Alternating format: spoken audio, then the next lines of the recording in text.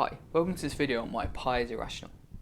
In this video, we're going to construct a proof of why pi is irrational using techniques that you would have seen before the age of 18. I've put a brief description on what we're going to do in this proof. So we're first going to prove that if pi squared is irrational, then pi must be irrational. The reason for this is because the step 2, we're going to prove that pi squared is irrational. So if we know that pi squared is irrational, it would be helpful if that implied that pi is also irrational, which it does, and we're going to see a proof for that. And then we're going to move on to step 2. As always with an irrationality proof, we're going to assume the opposite. We're then going to define a function. This function is the hard thing to sort of pull out of the hat, but unlike in other proofs of pi being irrational, this function is not too big, it's not too disgusting. We're then going to prove that whenever n is an integer, an is going to also be an integer. Where we're going to get our contradiction from is when n gets very big, we're going to show that this function is between 0 and 1. So it's not equal to 0, but it's bigger than 0. It's not equal to 1, but it's less than 1. But there's no integers between 0 and 1, so we get this contradiction. And that's going to be the whole idea of this proof. Now, I've kind of put like the hints on what we're going to do, so you may choose to try it yourself. For the step 1, we're going to use a contrapositive proof.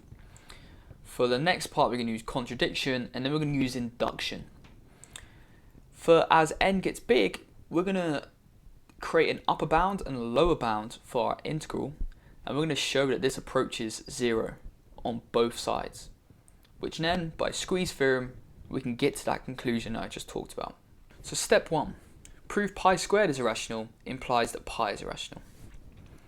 So for this, we're going to use a contrapositive. So if pi squared is irrational, then there are two cases for pi, as always. Case 1, pi is rational. So if pi is rational, we can say that pi equals p over q, with the usual understanding that p is an integer, q is an integer, their greatest common divisor is 1, and both of them are non-zero, unless we're dealing with something that's non-zero. The other case, and this is the only other case, pi is irrational. You can either be rational or irrational. There is no other case. Now, if pi is rational, then pi squared equals p squared over q squared. But p squared is an integer, q squared is an integer, and their greatest common divisor must be 1. So pi squared must also be rational. So case 1 could not possibly imply the second thing. There is no way we could have case 1 and this thing in the red to also be true. So by that, we find that pi must be irrational. And this sets us up for step 2. Okay, so let's crack on with step 2. So we're going to start off with sort of the basic, every single proof by contradiction, irrationality proof. So pi squared is equal to p over q. So we're assuming it's rational, where p and q are integers, they have no common divisor.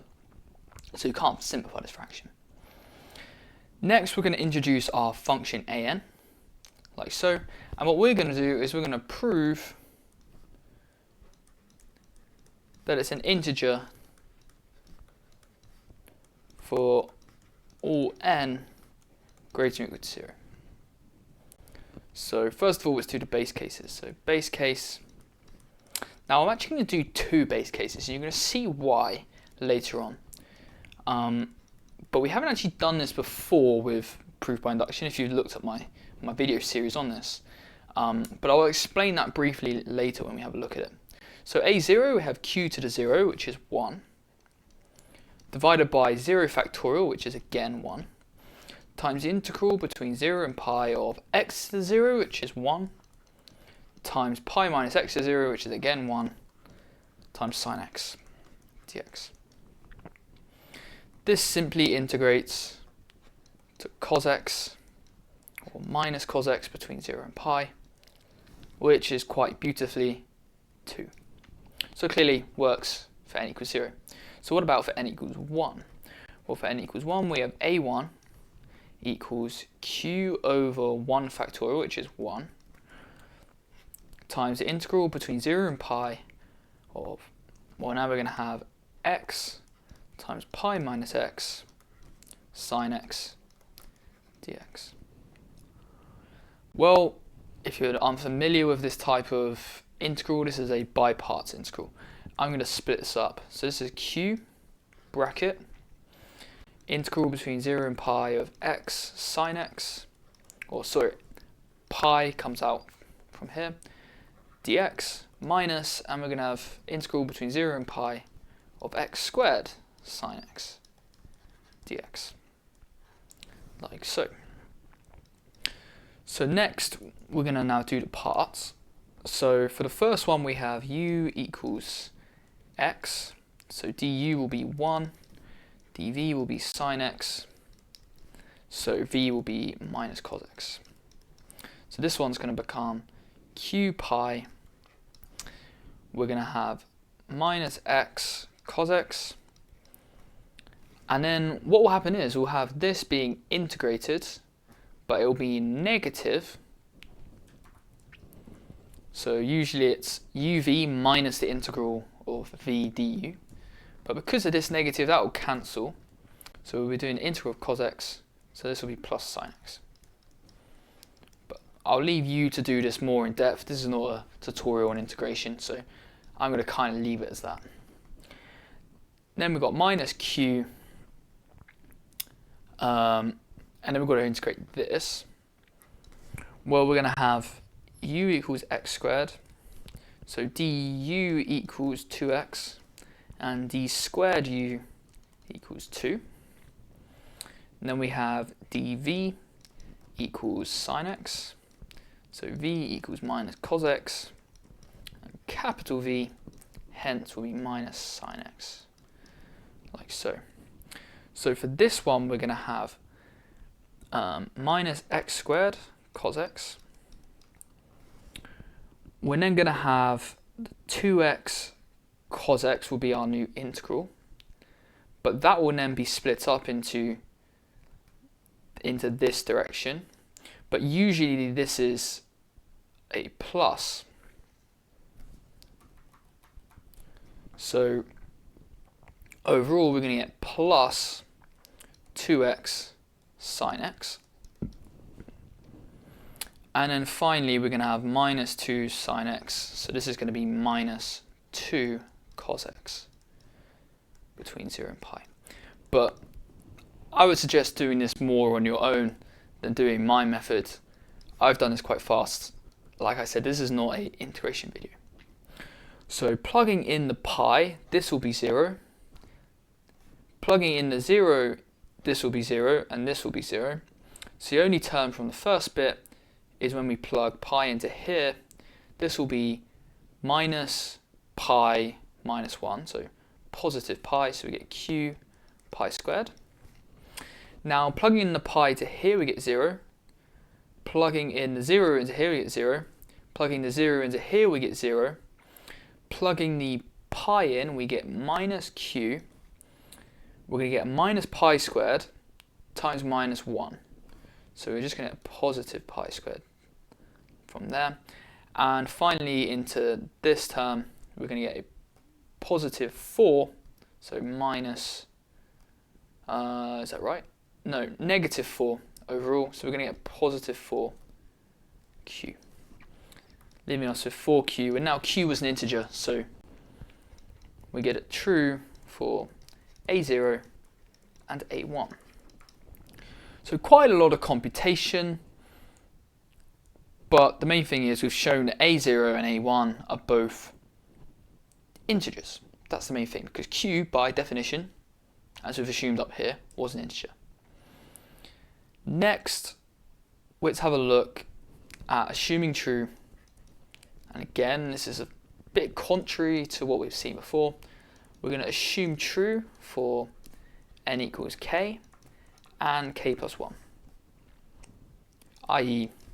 ak and ak plus 1 are integers. Like so. So let's go ahead and have a look at this. So we're going to consider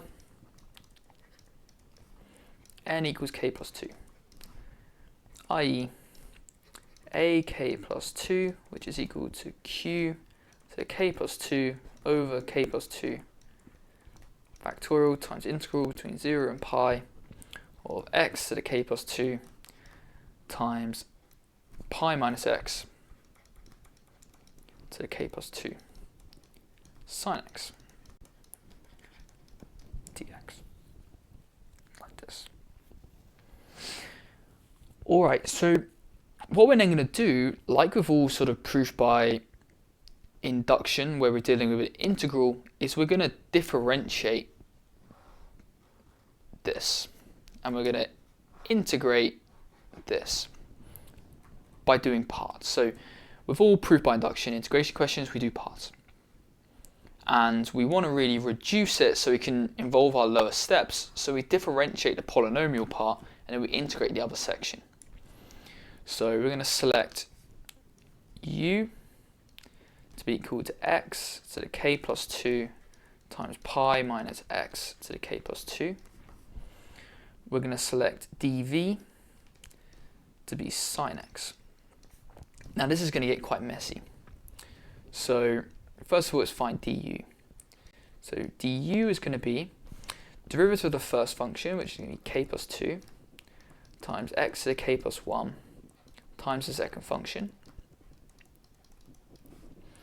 And then we're going to have plus the derivative of the other one. So it's going to be minus k plus 2 pi minus x to the k plus 1 times by the second function. And factoring stuff out, we have k plus 2, we have an x to the k plus 1. We have a pi minus x to the k plus 1. And leftover terms, so we're going to have a pi minus x from the first bit. And from the second bit, we're going to have just an x left over, so a negative x. So overall, we've got k plus 2 x to the k plus 1 times pi minus x to the k plus 1 times pi minus 2x. So all in all, quite complicated expression. I'm just going to move that up to the top here, just so it's a bit easier for us to work with, like that. All right, so let's line it all up. We then got our dv, or our v, sorry, is going to be minus cos x. Now, let's have a think of the formula for parts. So on our next line, we're going to have an integrated part. The integrated part is the diagonal multiplied together, and we're putting in 0 and pi. But when I put in 0 into here, this cancels. And when I put pi into here, this cancels. So we're multiplying by 0. So this part is just going to be 0. Saves us a little bit of writing. And then what we're going to have is we're going to have a negative cos x multiplied by this as the integral. But because it's minus the integral of something, and we've got the negative from the cos, this is now going to be a plus. So we're going to have plus, and well, we can take out k plus 2. So plus k plus 2 multiplied by the integral from 0 to pi of x to the k plus 1 times pi minus x to k plus 1 times pi minus 2x cos x dx. Now we can't forget about the constants at the front here, but notice how there's a k plus 2 factorial here and a k plus 2, so we can kind of cancel them. And what this is going to leave us with, we're going to have a q to the k plus 2 over k plus 1 factorial, where this has come from up here, like so. Okay, next, now we want to do parts again, because yes, we've reduced it, but we can't yet involve our previous AKs and AK plus 1s because this is cos, this is not sine. So we need to convert that to sine. So again, I'm going to select u to be that very disgusting function, this time more disgusting than before. We're going to have pi minus 2x, and we're going to select dv to be the cos x part. So differentiating this, we're going to have a k plus 1 x to the k, pi minus x to k plus 1 times pi minus 2x, sorry, plus, negative k plus 1 x to the k plus 1 pi minus x to the k. So I've differentiated now this second term. And finally, we're differentiating the final term. That's giving us a minus 2, that's the derivative of that, times x to the k plus 1 times pi minus x to the k plus 1. And then we're going to have that v is equal to sine x. Okay, so again, notice with our integration by parts, we're going to have, well, on the outside we're going to have that q to k plus 2, k plus 1 factorial, but we're going to do a similar trick to what we saw before. We're going to have an integrated part. That's going to involve this diagonal. Putting in 0, this is going to disappear. Putting in x equals pi, this is going to disappear, so all in all this is going to be 0. We're then going to have subtract an integral between 0 and pi, and it's going to be vertical multiplied together. So let's have a look at what happens when we multiply all the different parts by sine x. So when I multiply sine x by this part, notice this is kind of ak plus 1, almost ak plus 1. Because we've already got the negative, what I'm going to do is I'm going to space this out a little bit more. This is going to be plus the integral between 0 and pi. We can bring out the 2. And then because we don't have, if we've got our definition of an, we don't have the qtn and we don't have the n factorial. So I'm going to put this the other way around. This is k plus 1 factorial over q to k plus 1. And by doing that, this will now be an ak plus 1. So you might want to check that ak plus 1 multiplied by this is going to be exactly this thing here, where we minus the integral of this. That's what this is coming from. The rest of it, well, we're going to have minus the integral from 0 to pi, just sort of continuing on that part. Well, we can bring out a k plus 1 now. So we can bring out that k plus 1. But if we remember our coefficient, which I should sort of add here, because this has got to be multiplied by this, which, by the way, you might notice that now cancels. So the coefficients cancel. This cancels, and we're just left with a q. So we're left with 2q, a k plus 1. Well, we've got a k plus 1. This is going to be multiplied by this thing in white up the top here. So it's now going to be a k factorial on the bottom. So we're going to have minus q to the k plus 2 over k factorial times the integral from 0 to pi. Well, we've got a sine x, we'll put that at the end. We've got an x to the k as a factor. We've got a pi minus x to the k as a factor. Let's have a look at the residual stuff. Oh, and we've got a pi minus 2x as a factor.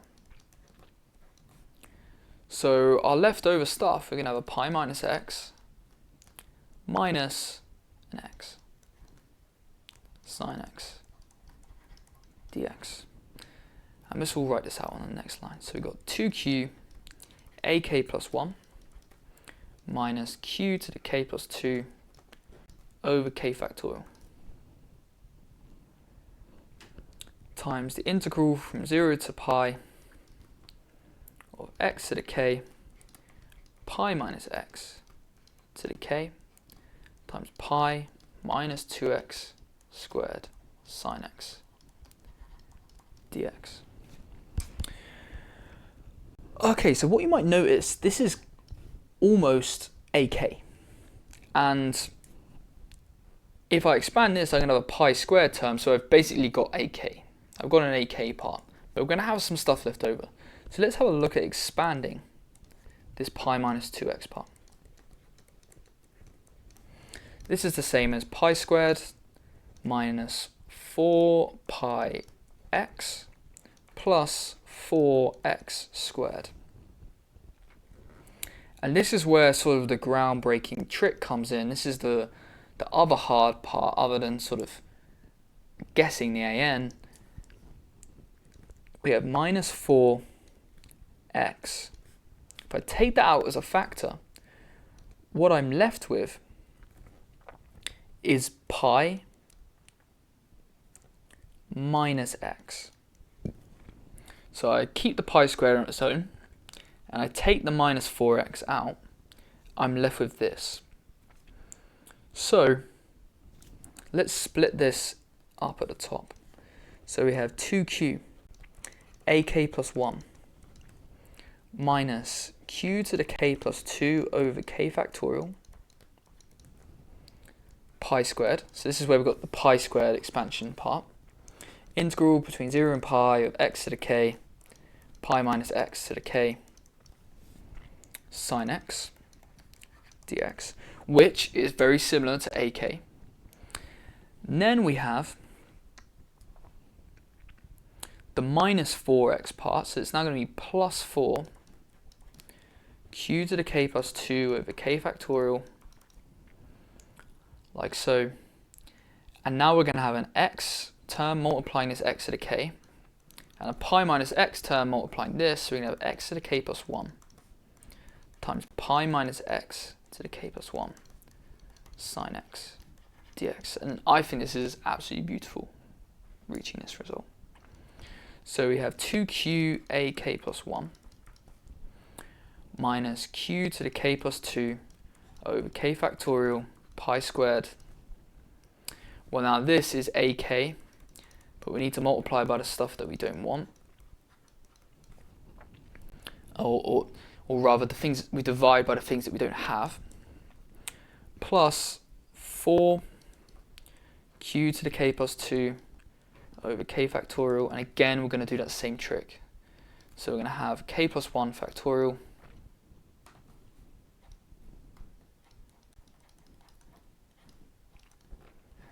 over q to the k plus 1, and this here is ak plus 1. All in all, we're going to have 2q ak plus 1 minus, well, this is going to be q squared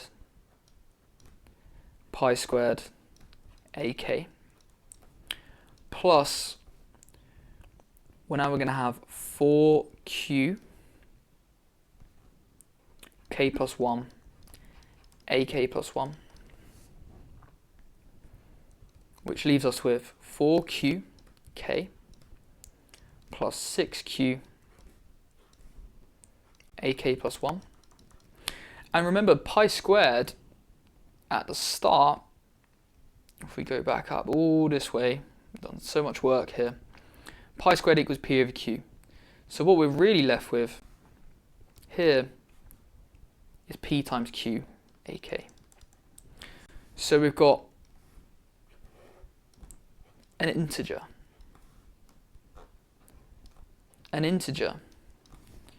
by assumption, an integer, and again by assumption, an integer. So this is an integer. So we've done mathematical induction. We've found that ak plus 2 is simply an integer times an integer minus an integer times an integer. So it itself is an integer. So by mathematical induction, an is an integer for all n. Really, we're talking about the natural numbers, positive n. We haven't considered negative n. So we now need to form our contradiction, and then we're pretty much there. So if we have a look at our an, we want to find an approximation. So an is equal to qtn over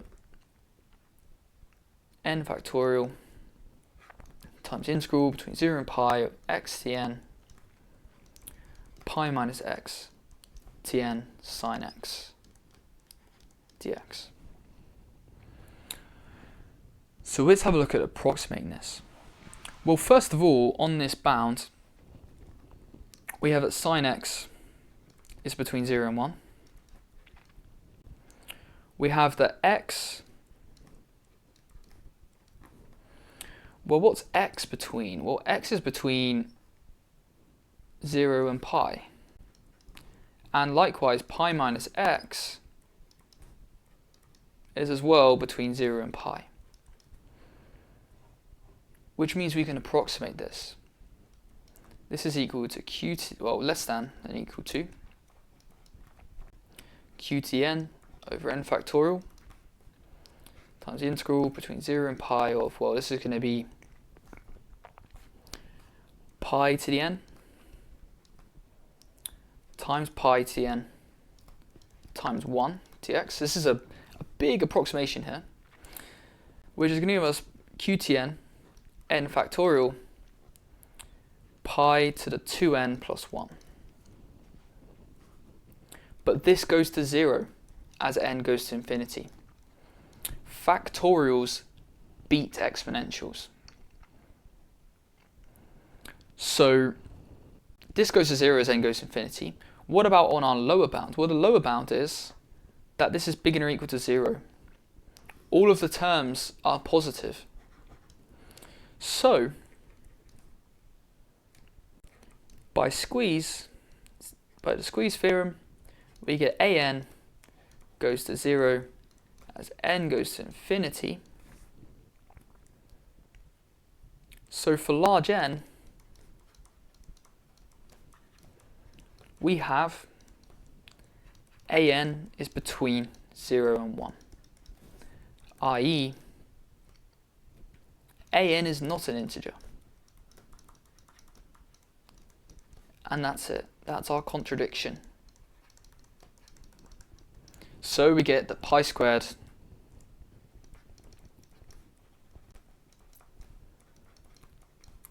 is irrational. And well, if we look back at the top, pi squared is irrational implies that pi is irrational. And so we are done.